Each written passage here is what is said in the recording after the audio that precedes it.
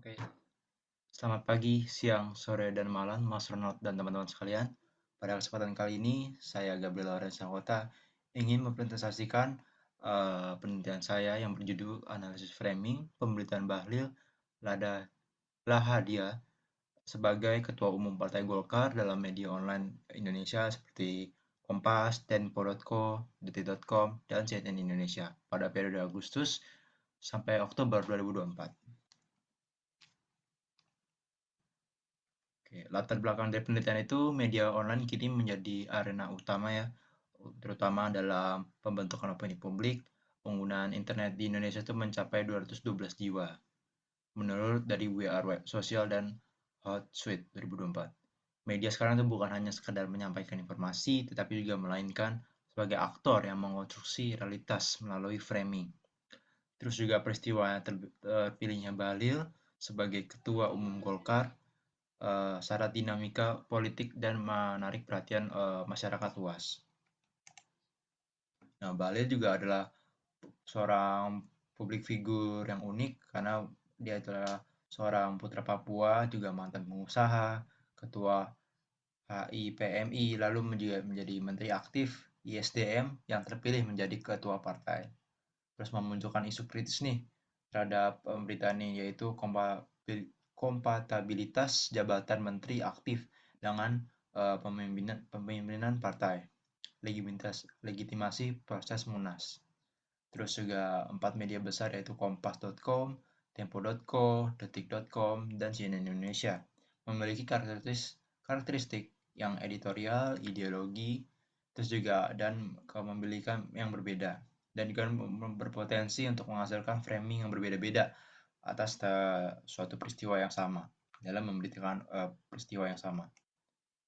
Terus juga rumusan masalah dan tujuan penelitian.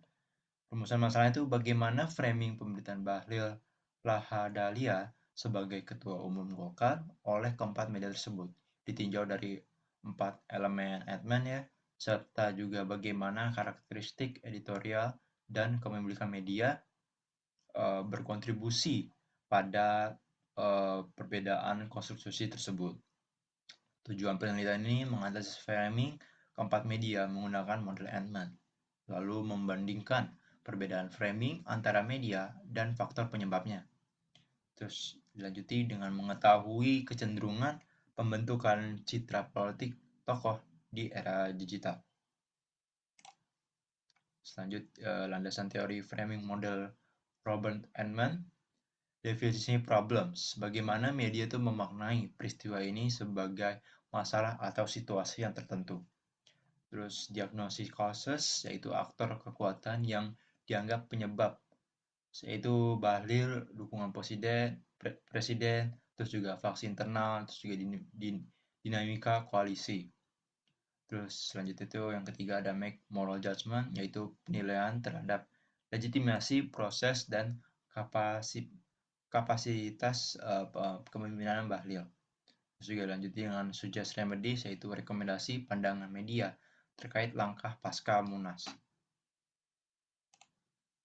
Dan penelitian itu menggunakan pendekatan penelitian kualitatif, deskriptif, interpretatif.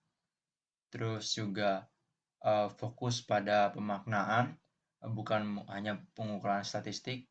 Terus juga objek teks berita diproduksi secara alamiah oleh redaksi keempat media tanpa intervensi peneliti.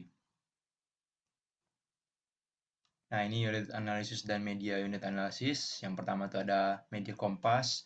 Karakteristiknya itu analitis, moderat, dan yang harusnya utama. Terus juga dilanjuti dengan Tempo.co, itu independen, ya kepemilikan itu independen, terus juga kritis dan investigatif.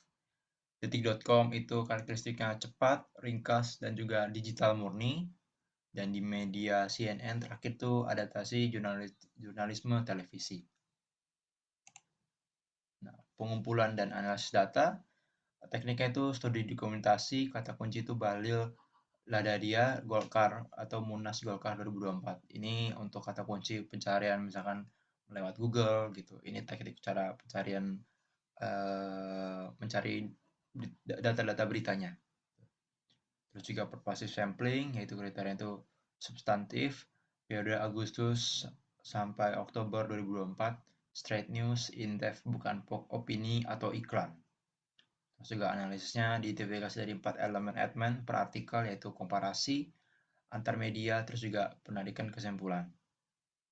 Terus lanjuti dengan keabsahan data, triangulasi sumber, dan member checking.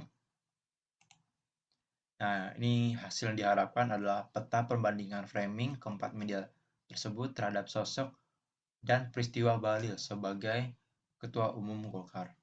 Terus juga teridentifikasinya kecenderungan masing-masing media, mana yang cenderung positif atau legitimasi, dan juga dibandingkan dengan kritis mempertanyakan rangkap jabatan.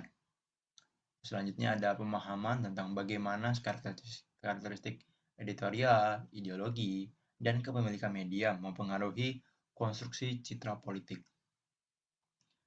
Terus juga kontribusi referensi metodologis untuk kajian framing komparatif media online di Indonesia. Manfaat penelitian dari ini tuh secara akademis tuh memperkaya literatur framing dan jurnalisme digital Indonesia pasca pemilu 2024. Praktisnya itu mendorong jurnalisme yang lebih objektif dan meningkatkan literasi media publik. Sekian dari presentasi ya saya untuk mata kuliah studi mandiri. Terima kasih.